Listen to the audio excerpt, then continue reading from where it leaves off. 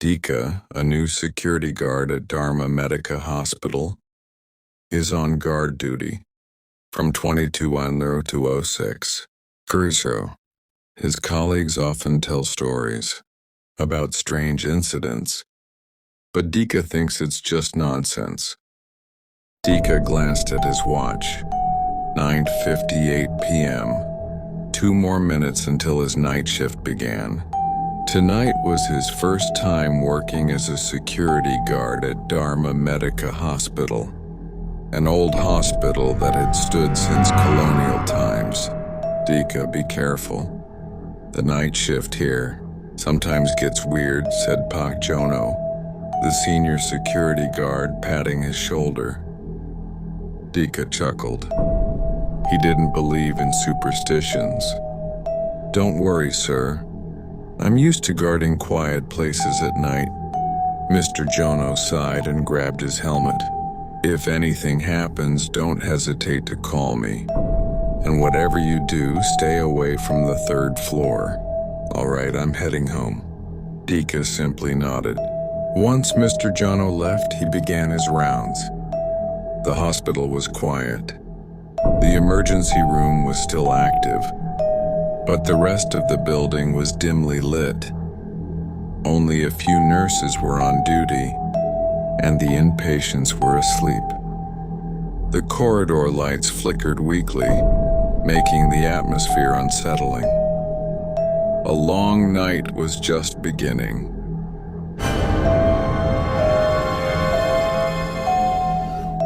Dika walked back to the security post and checked the CCTV monitors. Everything looked normal, but as he turned away suddenly, footsteps echoed in the hallway on the 3rd floor. Dika frowned. Wasn't that floor supposed to be empty? According to Mr. Jono, he wasn't supposed to go there. But curiosity won over reason. With a flashlight in hand, he climbed the stairs to the 3rd floor. The long corridor was lined with empty rooms. The air smelled of old medicine and something rotten. Help! Dika froze. A woman's whisper. He turned toward a slightly open room. Hesitant, he slowly pushed the door. The room was empty, but the air inside was heavy with the stench of something foul. A patient's bed stood in the center, covered with a stained sheet. Then something caught his eye. In the corner of the room, on a peeling wall, red letters spelled out, Don't let him find me. Dika stepped back, his heartbeat quickening. The footsteps returned, now much closer. He turned toward the hallway, but it was empty. Deciding not to push his luck, he hurried to leave.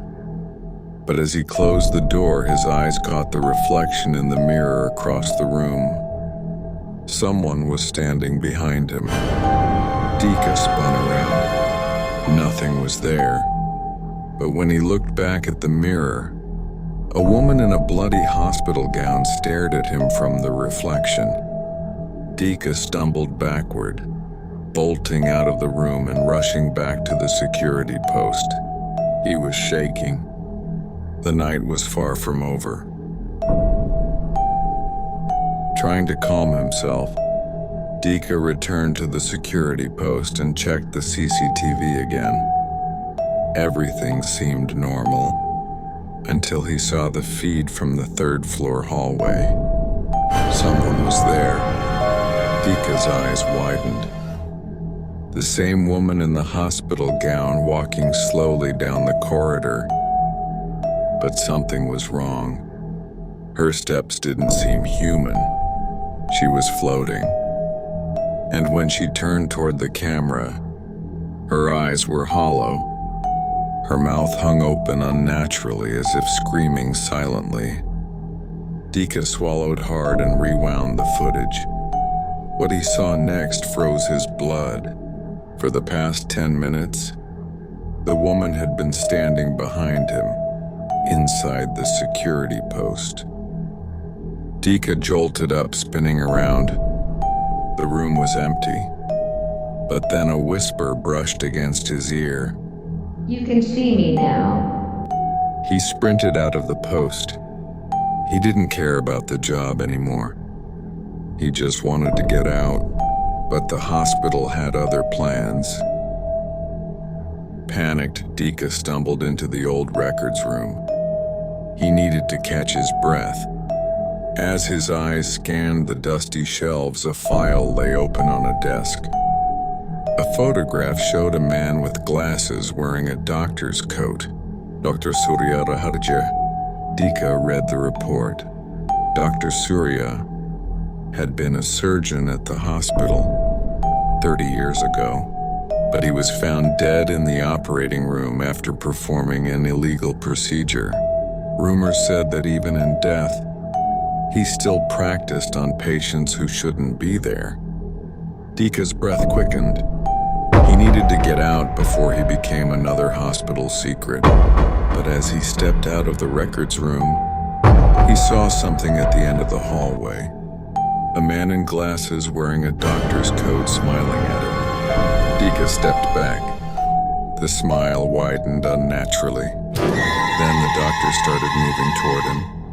Not walking, floating. The next morning, Pak Jono arrived for his shift. He entered the security post but found it empty.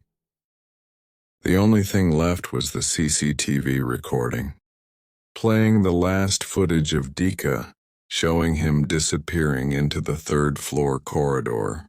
Pak Jono sighed. He had seen this before. The hospital chose who would stay forever,